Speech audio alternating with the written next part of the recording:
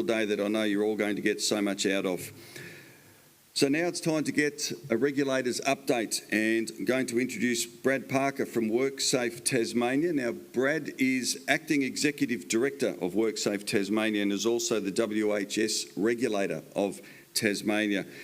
Prior to being appointed to act as the Executive Director, Brad spent 4 years as Director of Industry Safety within WorkSafe Tasmania, where he oversaw the operations of the WorkSafe Inspectorate, including the Licensing and Accreditation Unit, Chemical Safety Unit and the Contact Centre Helpline.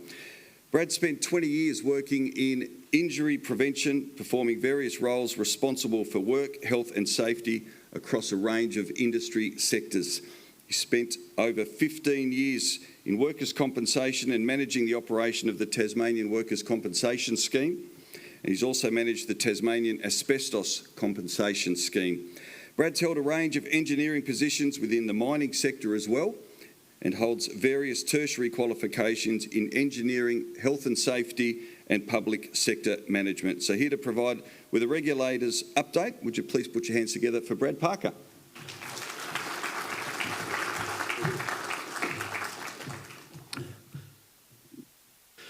Good morning everyone, and welcome to the 2025 WorkSafe Conference.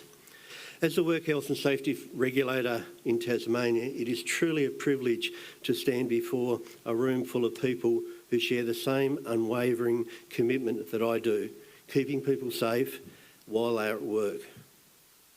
I want to begin by recognising each of you for being here, whether you're a frontline worker, a safety professional, a business owner, a health and safety representative or a union delegate. By showing up today, you're part of a conversation that goes beyond compliance. Beyond paperwork and policies, it's about protecting lives and supporting each other to do better. The theme of this year's conference, Strive, Safety, Strength and Success, is more than just words on a banner. It reflects our shared vision, a journey where safety is not an obligation, but as a foundation that allows people and businesses to flourish. A truly thriving workplace is one where people feel safe, respected and able to bring their whole selves to work, and where businesses grow stronger and more resilient as a result of this. As a regulator, I often see the consequences of when that commitment falls short. Too often I've seen the tragic outcomes when known hazards are not controlled. Serious injuries, fatalities, and the lifelong impact of incidents have on a family, co-workers and the communities. Every one of those incidents represents a failure, and each one is a powerful reminder as to why we do the work we do. Yet when I look around this room, I see the other side of the story. Dedicated people who work tirelessly to prevent harm, who show up not because the law demands it, but because it's the right thing to do. You're here to learn, to share and to improve, and that commitment makes a real difference. By the end of today, I hope you walk away with at least one practical insight, a nugget of gold, so to speak, that you can take back to your workplace and turn it into real positive challenge. As I often say, you can't have success in business without safety. It's the foundation of resilience, reputation and long-term sustainability. Thriving workplaces aren't built by chance. They are built through leadership, culture and collaboration. This year we're asking everyone to renew their focus on 3 critical areas. The first one is leadership, where safety is not just a policy on a wall or in a folder, but is a lived value that is modelled from the top down. Culture, building workplace where people feel safe to speak up, to report hazards and to learn from mistakes. And finally, collaboration, because safety can't happen in silos. Workers, managers and yes, even the regulator too must work together to improve safety. As the regulator, we see our role as not just enforcing the law, but as a safeguard and catalyst for change. Our mandate is grounded in legislation, but our mission is human, preventing harm and enabling safety enabling safer and better workplaces. To do this, that we rely on three pillars. Firstly is education, helping people understand risks and build capability, particularly those who might lack the resources to navigate complex legal duties. Engagement, listening and learning and co-designing solutions with those closest to the risks. And finally, enforcement. Yes, we need to hold duty holders accountable when standards are not met, but the law must have real consequences to protecting people. But our role doesn't stop at the boundaries of the Work Health and Safety Act. As part of the broader legal system, we work along with courts, coroners and other regulators, insurers and industry bodies. Each has a different but connected role, whether it is the coroner determining cause and prevention, the courts ensuring justice, or insurers driving financial incentive for safer workplaces. No regulator can achieve lasting change in isolation. We must rely on others, industry associations who share knowledge, unions who advocate for workers, health and safety representatives who bring risk to the surface, and business leaders who have the power to shape culture. Our shared success depends on building trust and working together. Ultimately, our message is simple. Safety is everyone's business, but the regulator is here to lead, to support and partner in that shared effort. For us, success isn't measured by numbers of notices issued or prosecutions brought, but by workers where people feel safe to contribute, to innovate and to speak up without fear. Every worker in every workplace has the right to go home safe and well at the end of the day. This right is guaranteed by law, but is also upheld by the trust the community places in us as a regulator. And that brings me to what I believe are the 5 key expectations that the community should rightly have for us as a regulator. The first one is independence and fairness. We must act with fear and without favour.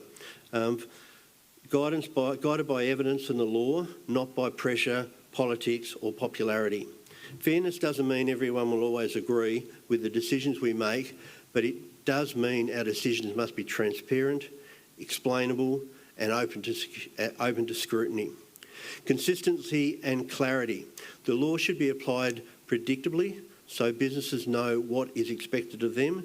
Consistency gives employers the confidence to invest in safety and reassure workers that standards won't vary by sector, location or size of employer.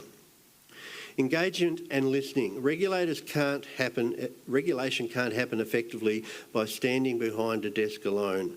We must actively listen to workers, HSRs, employers, unions and industry bodies. Their insights help us to respond to emerging risk, whether it be in new technologies, supply chains or psychosocial hazards. Practical guidance and support. The law defines the duty, but the regulator's role is to help people understand what those duties mean in practice, especially for smaller businesses who lack the in-house resources and expertise. And finally, accountability and transparency. People deserve to know how we use our powers and what impact our work is having.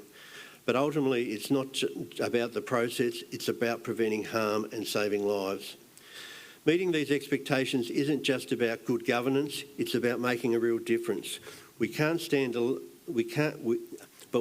meet these alone. Industry unions and business leaders and every worker share these responsibilities. Success comes when we bring all our perspectives, ask questions and challenge each other to do better.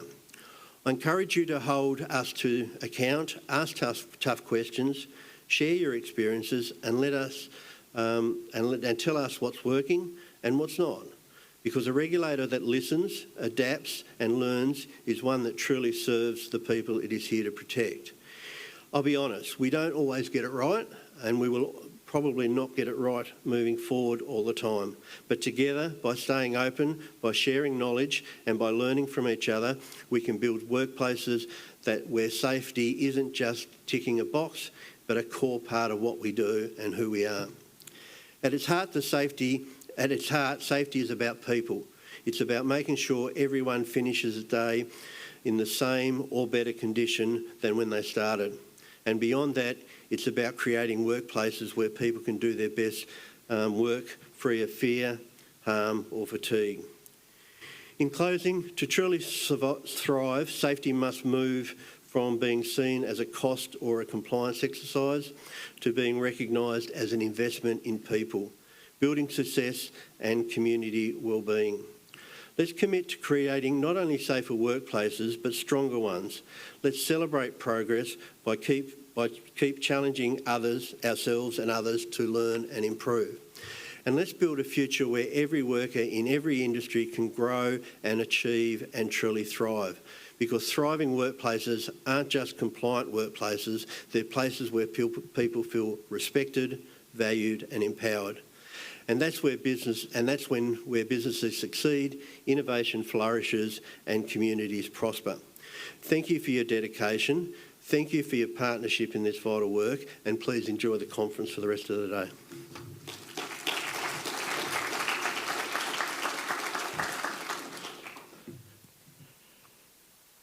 Thank you very much, Brad, and thanks for wonderful ongoing service with what you're doing in the industry. And